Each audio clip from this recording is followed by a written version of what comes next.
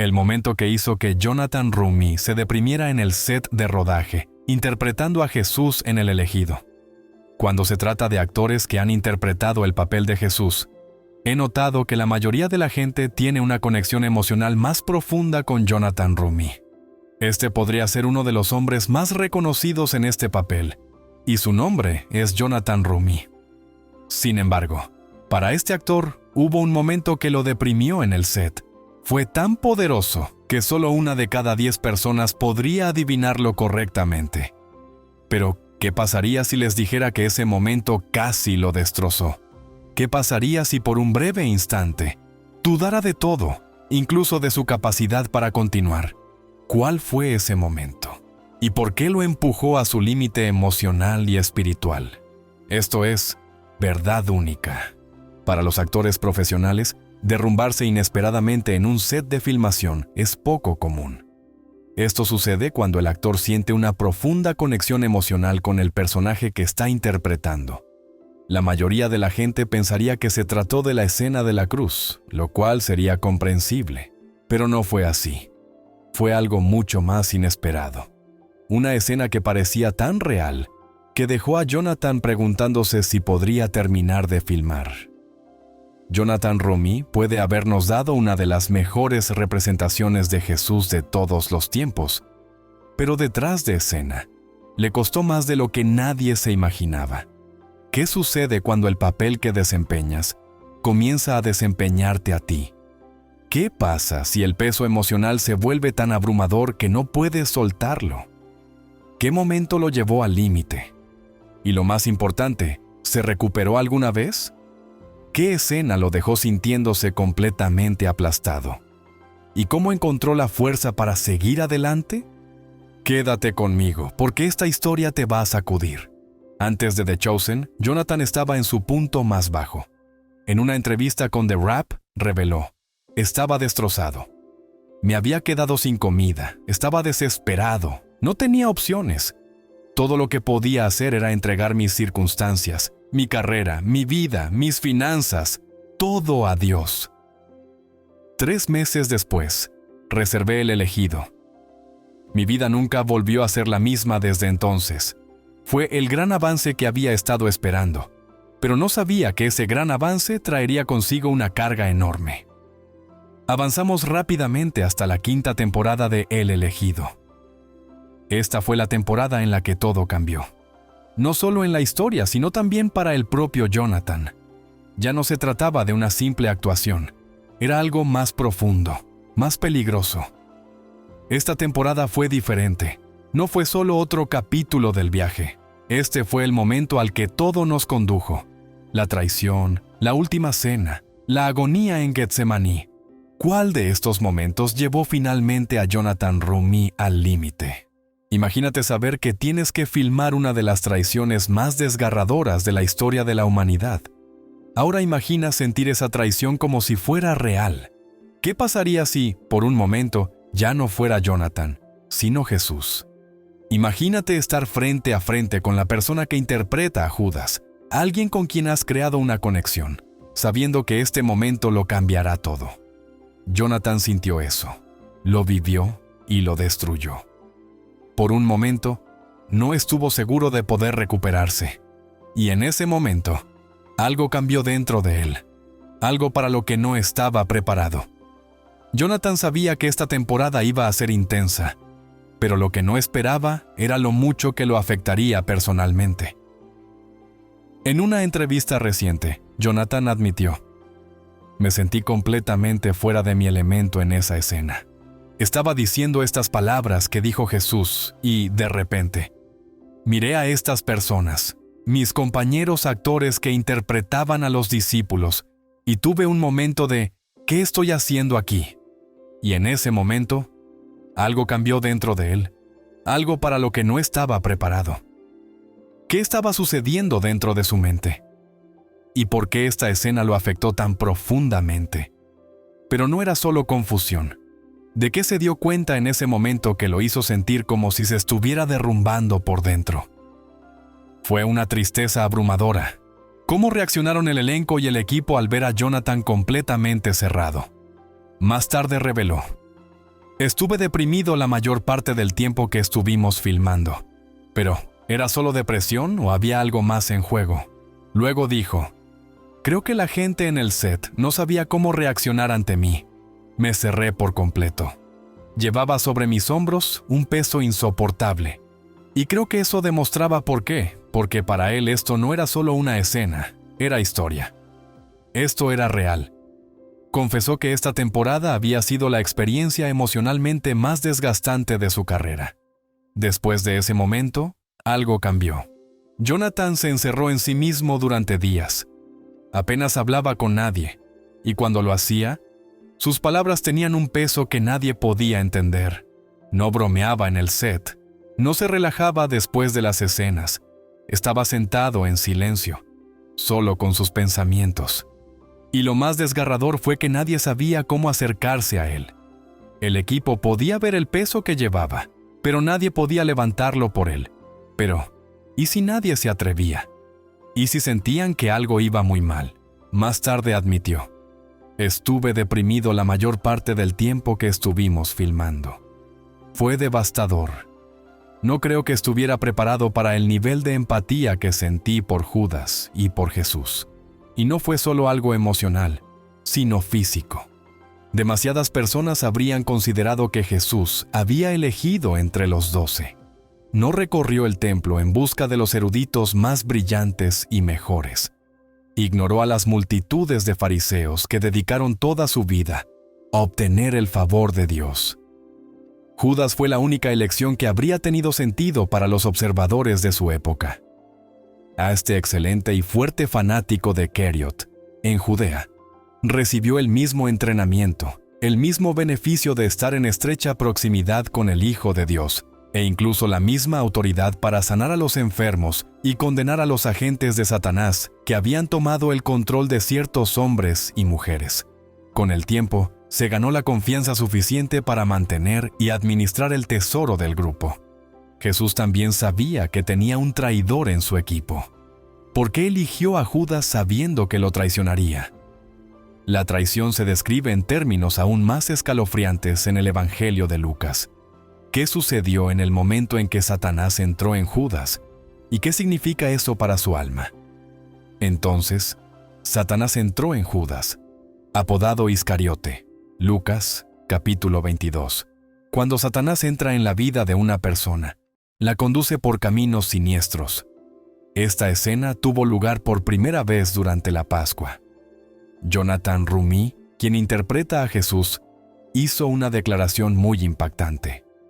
El Hijo del Hombre va a la cruz, tal como está escrito de él en las Escrituras. Pero, ay de aquel hombre por quien el Hijo del Hombre es entregado. Habría sido bueno para ese hombre no haber nacido.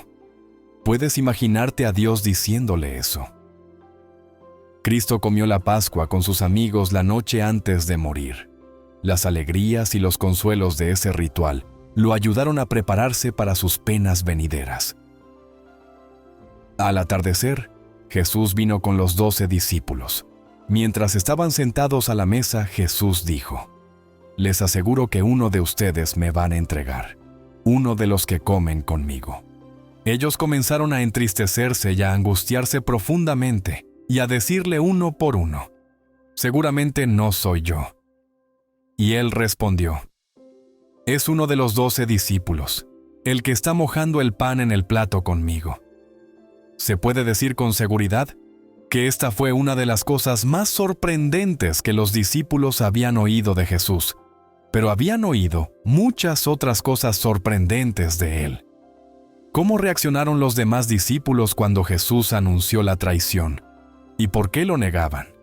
Ninguno de ellos tenía sospechas sobre Judas, y la idea de que uno de ellos intentara traicionar y matar a Jesús debía haberles parecido ridícula. Sin embargo, Jesús no señaló a Judas. Judas, sentado en el lugar de honor, habría recibido la porción especial que todos los discípulos habían bebido con él. Así que esta frase identificaba al traidor como un amigo. En la cultura del Medio Oriente, traicionar a un amigo después de haber comido con él era y es considerado como la forma más atroz de traición.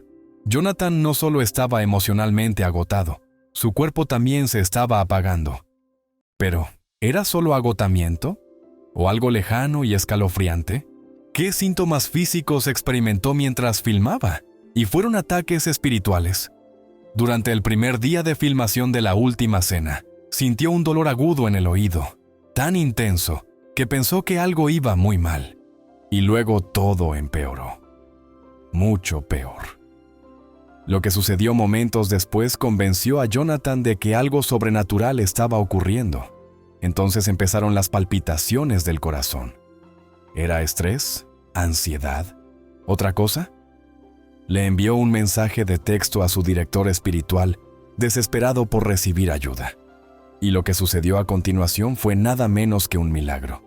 Su director espiritual le respondió: «Estoy rezando un rosario por ti ahora mismo». 15 minutos después, el dolor había desaparecido. Pero esto es lo que la mayoría de la gente no entiende. Interpretar a Jesús no es solo una cuestión de actuación. Se trata de entrar en la mente de la figura más poderosa, amorosa e incomprendida de la historia. Y para Jonathan, que ya es profundamente religioso, eso significó algo profundo. Pero ¿y si no se tratara solo de fe? ¿Y si fuera algo que nunca esperó experimentar? Más tarde admitió: «Ninguno de nosotros sabe lo que es ser divino. Sabemos lo que es ser humano. Así que lo único que puedo hacer es aportar lo máximo de mi humanidad al papel y dejar que el Espíritu Santo se encargue del resto». Pero es más fácil decirlo que hacerlo, porque cada vez que entra al plató, un pensamiento permanece en su mente. ¿Qué pensaría Jesús de mi interpretación de él? ¿Y si un día sintiera que ha fracasado? En una emotiva entrevista le preguntaron a Jonathan: si pudieras sentarte y tomar una taza de café con Jesús, ¿qué le preguntarías? Su respuesta fue una sola pregunta que conmovió a todos los que la escucharon.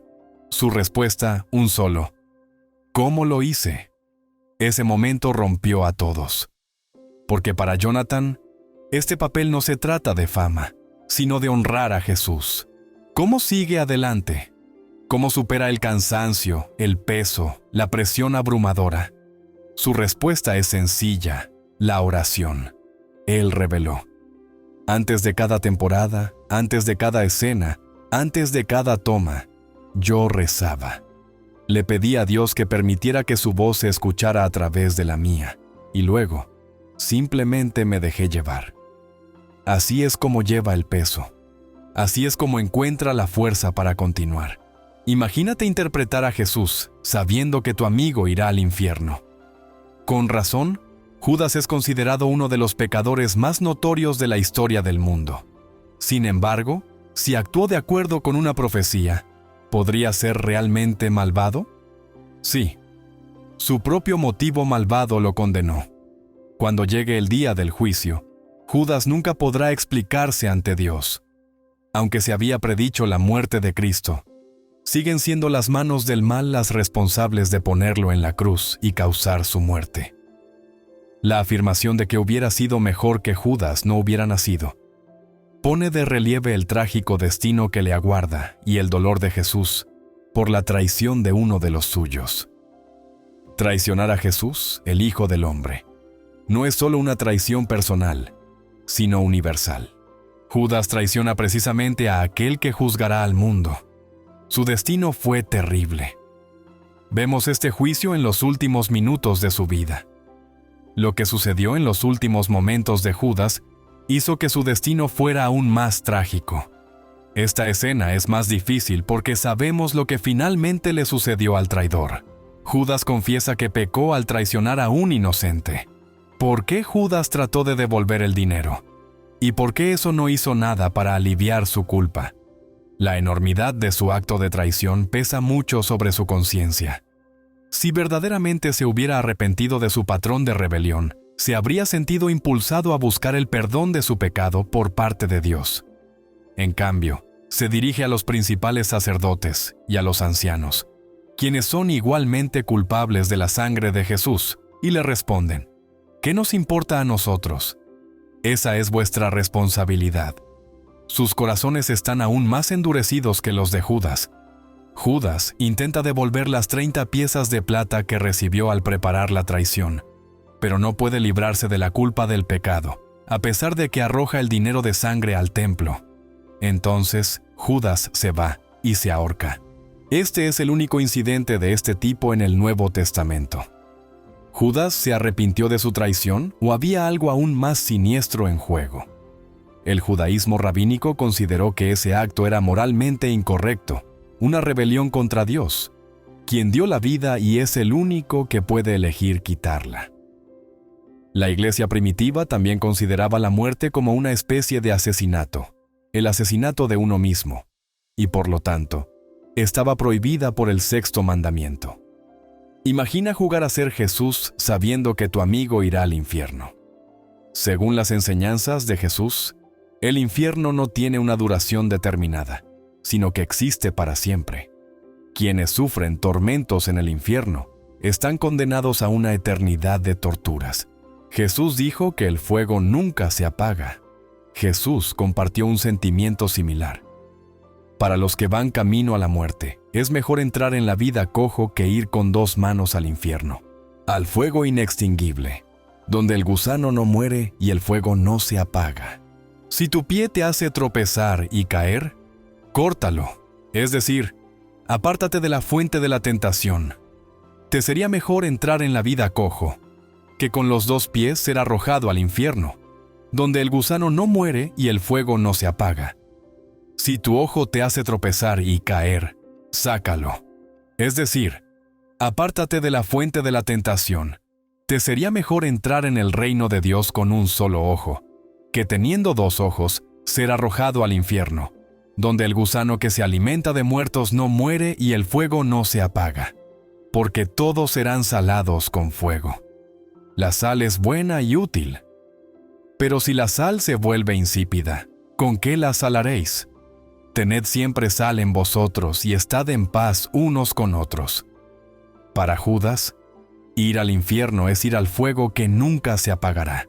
El infierno también es llamado el lago de fuego, en Apocalipsis, capítulo 20, un lugar preparado para el diablo y sus ángeles. En Mateo, capítulo 25, y Apocalipsis, capítulo 20, versículos 13 al 15, dice: Y el mar entregó los muertos que estaban en él, y la muerte y el Hades, el reino de los muertos, entregaron los muertos que estaban en ellos, y fueron juzgados y sentenciados. Jesús habló del infierno como de las tinieblas de afuera. Mencionó el fuego en relación con el infierno al menos 20 veces. Judas se enfrentará nuevamente a Jesús. Al final de los tiempos, todos comparecerán ante Jesucristo, y Él separará a la humanidad en ovejas y cabras. Las ovejas son aquellos que demuestran su fe en Jesús a través de sus buenas acciones, y las cabras son aquellos que no demuestran su fe en Jesús a través de sus obras, aquellos que no confiaron en Jesucristo. Imaginen representar esta escena. Aunque Jesús sabe que Judas lo está traicionando, lo sigue llamando amigo. Esto demuestra que Jesús está respondiendo con calma y no con ira ni odio.